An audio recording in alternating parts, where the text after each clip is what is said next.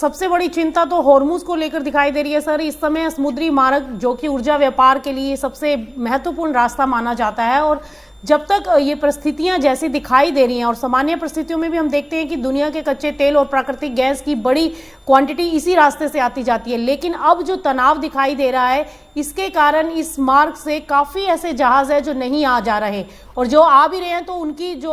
आवाजाही है वो काफ़ी धीमी दिखाई दे रही है। और जो खबरें निकल कर आ रही है कि सोमवार को भी केवल कुछ जहाज ही इस रास्ते से गुजर पाए थे। वहीं ओमान के तट के पास भी जो ये खबर आ रही है कि जहाज पर प्रोजेक्टाइल से हमला होने की सूचना दी गई है। तो इस सब को किस नज़र से देखा जाए, और क्या लगता है कि हॉर्मुज का जो ये रास्ता है ये इसमें कब तक कोई सुधार होता दिखाई देगा, और इसका कच्चे तेल की कीमतों पर कितना असर आप देख रहे हैं, और आने वाले टाइम में क्या लगता है कि कच्चा तेल वापस से $95 या फिर $100 की तरफ बढ़ता दिखाई देगा?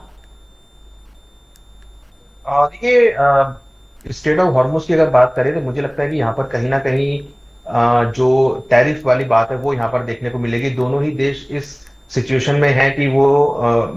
शिपमेंट्स के ऊपर टैरिफ लगाने की बात कर रहे हैं। यूएस भी यहाँ पे टैरिफ लगाने की बात कर रहा है, ईरान भी यहाँ पे टैरिफ लगाने की बात कर रहा है, कुछ टैक्सेस वसूल करने की बात कर रहे हैं। तो यहाँ पर आप देखिए कि स्टेट ऑफ हॉर्मुज, मुझे लगता है कि अब उनको ये समझ में आ रहा है कि स्टेट ऑफ हॉर्मुज बंद करके फायदा नहीं है, स्टेट ऑफ हॉर्मुज ओपन करके फायदा होगा, क्योंकि उससे वो अब डबल टैक्स या जो भी उनको फीस लगानी है वो उस पर लगा सकते हैं, ऐसे टोल के तौर पे। तो ये उनको समझ में आ रहा है कि भाई अगर स्टेट ऑफ हॉर्मुज बंद कर देंगे तो उसका कोई बेनिफिट नहीं होगा, स्टेट ऑफ हॉर्मुज ओपन रखेंगे और वो उसके ऊपर जो चार्जेस है वो लगाते हुए नजर आएंगे। तो स्टेट ऑफ हॉर्मुज मुझे लगता है कि अभी शॉर्ट टर्म के लिए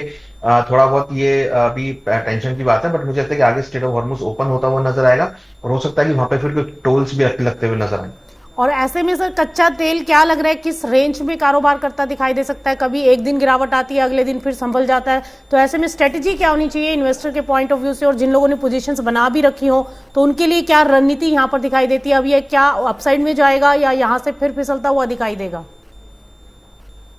देखिए, मुझे लगता है कि ज्यादा तेजी तो यहाँ पर अब नहीं दिख रही है, क्योंकि